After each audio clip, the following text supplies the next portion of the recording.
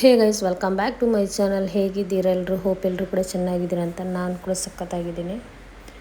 So ಹಾಗೆ ಇನ್ನೊಂದು simple ಆಗಿರುವ ಒಂದು 4-5 ಡೇಸ್ ಇದೊಂದು ವ್ಲಾಗ್ ನಾನು ನಿಮ್ಮ ಜೊತೆ ಶೇರ್ ಮಾಡ್ತಾ ಇದ್ದೇನೆ. ಸೊ ನನಗೆ ನನ್ನದು ತಂಗಿದ್ದು ಡೆಲಿವರಿ ಆಗಿ ಇವತ್ತಿಗೆ ಒಂದು 12 ಡೇಸ್ ಏನಾಯಿತು ಮೋಸ್ಟ್ಲಿ. ಬಟ್ ನಾನು ಅದರದ್ದೆಲ್ಲ ವ್ಲಾಗ್ ಇವತ್ತು ಹಾಕ್ತಾ ಇದ್ದೇನೆ. ಸೊ ಮತ್ತು ಒಂದು ರೆಸಿಪಿ ಕೂಡ ಇದರಲ್ಲಿ ನಾನು ಇನ್ಕ್ಲೂಡ್ ಮಾಡಿದ್ದೀನಿ. ಸೊ ಅದನ್ನು ನಮ್ಮ ಮ್ಯಾಂಗ್ಳೂರ್ ಸ್ಟೈಲಿದ್ದು ಕಡಲೆ ಬಜ್ಜಿಲ್ ಅಂತ. ಸೊ ಅದನ್ನು ಯಾವ ಥರ ಮಾಡಿದೆ ಅಂತ ನೋಡೋಣ ಬನ್ನಿ. ಮೊದಲಿಗೆ ಇಲ್ಲಿ 1 ಟೇಬಲ್ ಸ್ಪೂನ್ ಅಷ್ಟು ಗೀಯನ್ನು ಹಾಕಿ, ತುಪ್ಪವನ್ನು ಹಾಕಿ, ಅದು ಬಿಸಿ ಆದ ನಂತರ ಸಾಸಿವೆ ಹಾಕಿ, ಆದ ನಂತರ ಒಂದು ಈರುಳ್ಳಿಯನ್ನು ಚಿಕ್ಕದಾಗಿ ಕಟ್ ಮಾಡಿ ಹಾಕಿ, ಹಾಗೆ ಇದಕ್ಕೆ ಕರಿಬೇವು ಬೇಕು. ಸಾಸಿವೆ ಹಾಕ್ತೀವಲ್ವ, ಆದ ನಂತರ ನಾವು ಕರಿಬೇವು ಕೂಡ ಹಾಕಬೇಕು. ಸೊ ನನ್ನ ಹತ್ರ ಇಲ್ಲಿ ಕರಿಬೇವು ಇರಲಿಲ್ಲ, ಸೊ ಅದಕ್ಕೆ ನಾನು ಅದನ್ನು ಸ್ಕಿಪ್ ಮಾಡ್ತಾಯಿದ್ದೀನಿ. ನೀವಿದ್ದರೆ ಹಾಕ್ಕೊಳ್ಳಿ. ಅದ ನಂತರ ತುಂಬ ಫ್ರೈ ಆಗಬೇಕೇನಿಲ್ಲ ಆನಿಯನು. ಸೊ ನಾನಿವಾಗ ಅದನ್ನು ಫ್ರೈ ಮಾಡಿ ಸ್ವಲ್ಪ ಅದಕ್ಕೆ ರುಚಿಗೆ ಬೇಕಾದಷ್ಟು ಉಪ್ಪನ್ನು ಹಾಕ್ತೀನಿ. ಜಾಸ್ತಿ ಹಾಕಲಿಕ್ಕೆ ಹೋಗಬೇಡಿ. ಮೊದಲು 1/4 ಟೀ ಸ್ಪೂನು ಅರಿಶಿನ ಹುಡಿ ಹಾಕಿ ಆದ ನಂತರ ಮಿಕ್ಸ್ ಮಾಡಿ ಫ್ರೈ ಆಗಬೇಕು ಹಾಗೇನಿಲ್ಲ. ಇದಕ್ಕೆ ನಾನು ಕಪ್ಪು ಕಡಲೆ ಉಂಟಲ್ವ, ಅದನ್ನು ಆಲ್ರೆಡಿ ನೆನೆಸಿ ಬೇಯಿಸಿಟ್ಟಿದ್ದೇನೆ ಒಂದು ಸೈಡಲ್ಲಿ. ಆದ ನಂತರ ಇದಕ್ಕೆ 1-2 ಟೇಬಲ್ ಸ್ಪೂನಷ್ಟು ಜಾಗ್ರಿ ಪೌಡ್ರ್ ಬೇಕು, ಬೆಲ್ಲ ಪೌಡ್ರ್ ಬೇಕು. ಆದ ನಂತರ 1 ಟೇಬಲ್ ಸ್ಪೂನಷ್ಟು ಸಾಂಬಾರು ಹುಡಿ ಉಂಟಲ್ವ, ಅದು ಬೇಕು. ಸಾಂಬಾರು ಹುಡಿ ಹಾಕಿದರೆ ತುಂಬಾ ಒಂಥರ ಚೆನ್ನಾಗಿದೆ. ಅದನ್ನು ಹಾಕಿದ್ರೇ ಅದೊಂದು ಫ್ಲೇವರ್ ನಮಗೆ ಸಿಗೋದು. ಸೊ ಆದ ನಂತರ ಬೇಯಿಸಿದ ಕಡಲೆ ಉಂಟಲ್ಲ, ಅದನ್ನು ಇದಕ್ಕೆ ಹಾಕಿ ಮಿಕ್ಸ್ ಮಾಡ್ತಾ ಇದ್ದೇನೆ. ತುಂಬ ಅಂದರೆ ತುಂಬ ಟೇಸ್ಟಿ ಆಗ್ತದೆ ಕಡಲೆ ಬಜ್ಜಿ ಜೊತೆ. ಕಡಲೆ ಬಜ್ಜಿಲ್ ಅಂದರೆ ಕಡಲೆ ಇದು ಕೂಡ ಬೇಕಲ್ವ. ಸೊ ಹಾಗೆ ಆದ ನಂತರ ಲಾಸ್ಟಿಗೆ 1 ಕಪ್ಪಷ್ಟು ತೆಂಗಿನ ತುರಿ ಉಂಟಲ್ವ, ಅದನ್ನು ಹಾಕ್ತಾ ಇದ್ದೇನೆ. ಅದನ್ನು ಹಾಕಿ ಮಿಕ್ಸ್ ಮಾಡಿದರೆ ಆಯಿತು. ನಮ್ಮದು ಈ ಪಲ್ಯ ಇಲ್ಲಿ ರೆಡಿ ಆಯಿತು. ಸೊ ಇದನ್ನು ಒಂದು ಸೈಡಲ್ಲಿ ಇಡೋಣ. ಸ್ವೀಟು ಉಪ್ಪಾಗಿ ತುಂಬಾ ಚೆನ್ನಾಗಿರ್ತದೆ. ಜಾಸ್ತಿ ಖಾರನೂ ಇಲ್ಲ, ಇದು ಖಾರ ಮಾಡಬೇಡಿ ಜಾಸ್ತಿ, ಈ ಥರನೇ ಚೆಂದ ಆಗುತ್ತೆ. ಆದ ನಂತರ ಅದೇ ಪ್ಯಾನ್ಗೆ ನಾನು ಅದರದ್ದು ಕಡಲೆದು ಎಲ್ಲ ಸೈಡಲ್ಲಿ ಹಾಕಿ, ಅದೇ ಪ್ಯಾನ್ಗೆ 1 ಟೇಬಲ್ ಸ್ಪೂನಷ್ಟು ಗೀಯನ್ನು ಹಾಕಿ, ಬೇಕಿದ್ರೆ ಆಯಿಲ್ ಹಾಕ್ಬೋದು. ನಾನಿಲ್ಲಿ ಗೀ ಯೂಸ್ ಮಾಡ್ತಾಯಿದ್ದೀನಿ. ಗೀ ಹಾಕಿದರೆ ಪರ್ಫೆಕ್ಟಾಗಿ ಬರ್ತದೆ, ತುಂಬ ಚೆನ್ನಾಗಿ ಬರ್ತದೆ.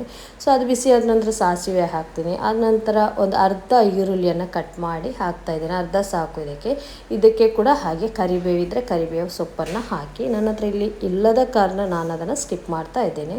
ಆದ ನಂತರ 1/4 ಟೀ ಸ್ಪೂನಷ್ಟು ಅರಿಶಿನ ಹುಡಿ ಹಾಕಿ, ಹಾಗೆ ಚೆನ್ನಾಗಿ ಮಿಕ್ಸ್ ಮಾಡಿ, ಇದಕ್ಕೆ ಕೂಡ ಒಂದು ಅರ್ಧ ಟೀ ಸ್ಪೂನಷ್ಟು ಸಾಂಬಾರು ಹುಡಿಯನ್ನು ಹಾಕಿ. ತುಂಬ ಅಂದರೆ ಚೆನ್ನಾಗಿ ಆಗ್ತದೆ ಇದು, ಒಂದು ಫ್ಲೇವರ್ ಕೂಡ ಚೆನ್ನಾಗಿ ಆಗ್ತದೆ. ಇದಕ್ಕೆ ಮತ್ತು 3-4 ಟೇಬಲ್ ಸ್ಪೂನಷ್ಟು ಬೆಲ್ಲದ ಹುಡಿಯನ್ನು ಹಾಕಿ, ಬೆಲ್ಲ ಇದ್ದರೆ ಬೆಲ್ಲವನ್ನು ಹಾಕ್ಬೋದು. ನನ್ನ ಹತ್ರ ಪೌಡ್ರ್ ಇತ್ತು, ಸೊ ಪೌಡ್ರನ್ನು ಹಾಕ್ತಾ ಇದ್ದೇನೆ. ನಾವು ಕಡಲೆಗೆ ಬೆಲ್ಲವನ್ನು ಕಡಿಮೆ ಹಾಕಬೇಕು. ಅವಲಕ್ಕಿ ಅದು ಮಿಕ್ಸ್ ಮಾಡ್ತೀವಲ್ವ, ಅದಕ್ಕೆ ನಾವು ಜಾಸ್ತಿ ಹಾಕಬೇಕು ಬೆಲ್ಲವನ್ನು. ಆದ ನಂತರ 1-2 ಕಪ್ಪಷ್ಟು ನಾನು ಕಾಯನ್ನು ಹಾಕ್ತಾ ಇದ್ದೇನೆ. ಅದನ್ನು ಹಾಕಿ ಚೆನ್ನಾಗಿ ಮಿಕ್ಸ್ ಮಾಡಿದರೆ ಆಯಿತು. ಇಷ್ಟೇ ಇರೋದು, ಸಿಂಪಲ್ ಇದು. ತುಂಬ ಅಂದರೆ ತುಂಬ ಚೆನ್ನಾಗಿದೆ ಇದು. ನಾನು ಇವತ್ತು ಬ್ರೇಕ್ಫಾಸ್ಟಿಗೆ ಮಾಡ್ತಾ ಇದ್ದೇನೆ. ಸೊ ಆದ ನಂತರ ನಾನು ಇದನ್ನು ಒಂದು ಬೌಲ್ಗೆ ಟ್ರಾನ್ಸ್ಫರ್ ಮಾಡ್ತಾಯಿದ್ದೇನೆ, ಬೌಲ್ಗೆ ಹಾಕ್ತಾ ಇದ್ದೇನೆ. ಹಾಕಿ ನಾನು ಇಲ್ಲಿ 2 ಕಪ್ಪಷ್ಟು ಅವಲಕ್ಕಿ ತಗೊಂಡಿದ್ದೇನೆ, ಜಾಸ್ತಿ ಬೇಡ ಅಂತ ಹೇಳಿ. ಅದಕ್ಕೆ ನಿಮಗೆ ಎಷ್ಟು ಬೇಕು ಆ ಕ್ವಾಂಟಿಟಿಯಲ್ಲಿ ಹಾಕಿ ಇದನ್ನು ಮತ್ತೆ ಕೈಯಲ್ಲಿ ಚೆನ್ನಾಗಿ ಮಿಕ್ಸ್ ಮಾಡಬೇಕು. ಬಿಸಿರುವಾಗ ಮಾಡಬೇಡಿ, ಕೈಯೆಲ್ಲ ಬಿಸಿ ಆಗ್ತದಲ್ವ. ಸ್ವಲ್ಪ ತಣ್ಣಗೆ ಆದ ನಂತರ ಇದನ್ನು ಮಿಕ್ಸ್ ಮಾಡಿದರೆ ಆಯಿತು. ಸೊ ನಮ್ಮ ಟೇಸ್ಟಿಯಾಗಿರುವ ಕಡಲೆ ಬಜ್ಲಿ ಇಲ್ಲಿ ರೆಡಿ ಆಯಿತು. ತುಂಬ ಅಂದರೆ ತುಂಬಾ ಟೇಸ್ಟಿಯಾಗಿದೆ. ನೀವು ಕೂಡ ಮಸ್ಟಾಗಿ ಟ್ರೈ ಮಾಡಿ ಇದನ್ನು. ಬ್ರೇಕ್ಫಾಸ್ಟಿಗೆ ಅಥವಾ ಸಂಜೆ ಹೊತ್ತು ಟೀ ಜೊತೆ ಕೂಡ ನಮಗೆ ತಿನ್ಬೋದು. ಸೊ ನಾನು ಇದನ್ನು ಈ ಥರ ಸರ್ವ್ ಮಾಡ್ತಾಯಿದ್ದೀನಿ. ಮೊದಲಿಗೆ ಕಡಲೆಯನ್ನು ಹಾಕಿ, ಆದ ನಂತರ ಅದರ ಸೈಡಿಗೆ ಅವಲಕ್ಕಿ ಉಂಟಲ್ವ, ಇದಕ್ಕೆ ತುಳುವಲ್ಲಿ ಬಜ್ಜಿಲ್ ಅಂತ ಹೇಳ್ತಾರೆ. ಸೊ ಅದಕ್ಕೆ ಕಡಲೆ ಬಜ್ಜಿಲ್ ಅಂತ ಆಯಿತು. ಅದನ್ನು ಹಾಕ್ತಾ ಇದ್ವಿ. ಸೊ ನೋಡಿದ್ರಲ್ವ ಗೈಸ್, ತುಂಬ ಅಂದರೆ ತುಂಬಾ ಚೆನ್ನಾಗಿದೆ. ಇದನ್ನು ನೀವು ಮಸ್ಟಾಗಿ ಟ್ರೈ ಮಾಡಿ, ಮಕ್ಕಳಿಗೂ ಕೂಡ ಕೊಡಿ. ಮಕ್ಕಳಿಗೆ ಇಷ್ಟ ಆಗುತ್ತೆ ಏನೋ, ನನ್ನ ಮಕ್ಕಳಿಗಂತೂ ಇಷ್ಟ ಆಗೋಲ್ಲ, ಅವ್ರು ತಿನ್ನಲ್ಲ ಈ ಥರ ಎಲ್ಲ. ಆದರೂ ಕೂಡ ನಾನು ತಿನ್ನಿಸಿದೆ, ತುಂಬ ಚೆನ್ನಾಗಿತ್ತು. ಸೊ ಆದ ನಂತರ ನಾನು ಇದೆಲ್ಲ ಆದ ನಂತರ ನನಗೆ ಹಾಸ್ಪಿಟ್ಲಿಗೆ ಹೋಗ್ಲಿಕ್ಕಿತ್ತು. ಮೊದಲಿಗೆ ಹೇಳಿದಾಗೆ ನನ್ನ ಸಿಸ್ಟರಿದ್ದು ಡೆಲಿವರಿ ಆಯಿತು. ಸೊ ನಾನು ಇವತ್ತಿಗೆ 12 ಡೇಸ್ ಆಯಿತು ಡೆಲಿವರಿಗೆ. ನಾನು ಇದು ವೀಡಿಯೋಸಲ್ಲಿ ಇವತ್ತು ಅಪ್ಲೋಡ್ ಮಾಡ್ತಾಯಿದ್ದೀನಿ. ಬ್ರೇಕ್ಫಾಸ್ಟ್ ಮಾಡಿ ಅವಳಿಗೋಸ್ಕರ ನಾನು ಪತ್ತಿರು ಮತ್ತು ಚಿಕನ್ದು ಗ್ರೇವಿ ಮಾಡಿ ತಗೊಂಡೋಗ್ತಾ ಇರೋದು ಇದು ಹಾಸ್ಪಿಟಲ್ಗೆ.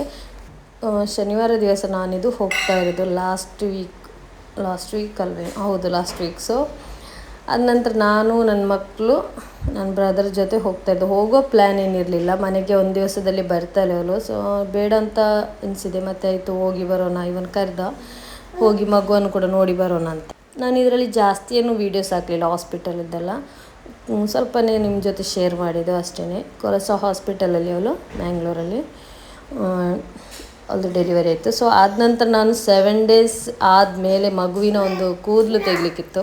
ಅವತ್ತು ಮಾಡುವ ವಿಡಿಯೋ ಇದು. ಸಿಂಪ್ಲಾಗಿ ಅವ್ರ ಮನೆಯವರು ಬಂದು, ನನ್ನ ತಂಗಿ ಹಸ್ಬೆಂಡ್ ಮನೆಯವರು ಬಂದು ಕೂದಲು ತೆಗೆದದ್ದು ನಮ್ಮ ದೊಡ್ಡಪ್ಪನೇ. ಸೊ ಅದೆಲ್ಲ ಆದ ನಂತರ ನಾವು ಅದು ಅವ್ರ ಮನೆಯಲ್ಲಿ ಈ ಥರ ಲಡ್ಡು ಆ್ಯಂಡ್ ಖಜೂರು ಚಾಕ್ಲೇಟ್ ಈ ಥರ ಬಾಕ್ಸ್ ಮಾಡಿ ಮದ್ರಸಕ್ಕೆ ಕೊಟ್ಟಿದ್ರಂತೆ. ಸೊ ಅದನ್ನು ಸ್ವಲ್ಪ ಇಲ್ಲಿ ತಂದರು, ಇಲ್ಲಿ ಕೂಡ ಶೇರ್ ಮಾಡಿ ಅಂತ. ಇದನ್ನು ನಾವು ಕೂಡ ಒಂದು ಬಾಕ್ಸಲ್ಲಿ ಮಾಡಿ, ಬಾಕ್ಸ್ ಮಾಡಲಿಲ್ಲ, ಕವರ್ ಮಾಡಿ ಅದ್ರ ಜೊತೆ ಹಾಕಿ ಫ್ಯಾಮಿಲಿಯವರಿಗೆ ಶೇರ್ ಮಾಡಿ, ಫ್ಯಾಮಿಲಿ ಆ್ಯಂಡ್ ನೇಬರ್ಸಿಗೆ ಕೊಟ್ವಿ. ಹಾಗೆಯೇ ಮಗು ಯಾವುದಂತ ಹೇಳಿಲ್ಲಲ್ವ, ಗಂಡು ಮಗು ಆಗಿದೆ ಅವಳಿಗೆ.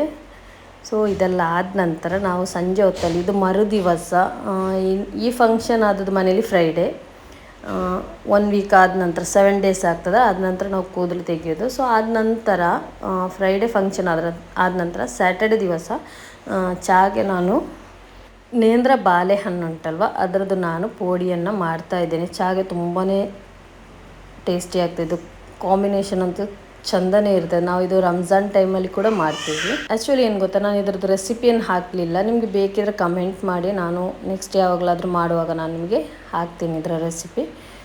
ಸೊ ಈ ಥರ ಒಂದು 2-3 ಟೋಟ್ಲಿಯಾಗಿ 4 ದಿವಸದ ಒಂದು ಲಾಗ್ ಇದು. ಸೊ ಅದಕ್ಕೆ ಸ್ವಲ್ಪ ಕ್ಲಿಪ್ಸನ್ನು ತೆಗೆದು ನಿಮ್ಮ ಜೊತೆ ನಾನು ಶೇರ್ ಮಾಡಿದೆ. ವಿಡಿಯೋ ಅಪ್ಲೋಡ್ ಮಾಡುವಾಗ ಲೇಟ್ ಆಯಿತು. ವಿಡಿಯೋ ಆಲ್ರೆಡಿ ತೆಗೆದಿಟ್ಟಿದೆ, ಎಡಿಟ್ ಮಾಡಿ ಹಾಕುವಾಗ ತುಂಬಾ ಲೇಟ್ ಆಯಿತು. ಸೊ ನೋಡಿದ್ರಲ್ವ ಗೈಸ್, ನನ್ನ ಇವತ್ತಿನೊಂದು ಸಿಂಪಲಾಗಿರುವಂಥ ಲಾಗು 4-5 ಡೇಸ್ ಇದ್ದು. ಸೊ ನನ್ನ ಇವತ್ತಿನ ಲಾಗ್ ನಿಮಗೆ ಇಷ್ಟ ಆಗಿದ್ದಲ್ಲಿ ಪ್ಲೀಸ್ ಸಬ್ಸ್ಕ್ರೈಬ್ ಮಾಡಿ, ಹಾಗೆಯೇ ಫ್ಯಾಮಿಲಿ ಫ್ರೆಂಡ್ಸಿಗೆ ಶೇರ್ ಮಾಡಲಿಕ್ಕೆ ಮರಿಬೇಡಿ. ನೆಕ್ಸ್ಟ್ ಒಂದು ಒಳ್ಳೆ ರೆಸಿಪಿಗೆ ನಿಮ್ಮ ಮುಂದೆ ಸಿಗೋರಿಗೆ bye. Thank you for watching.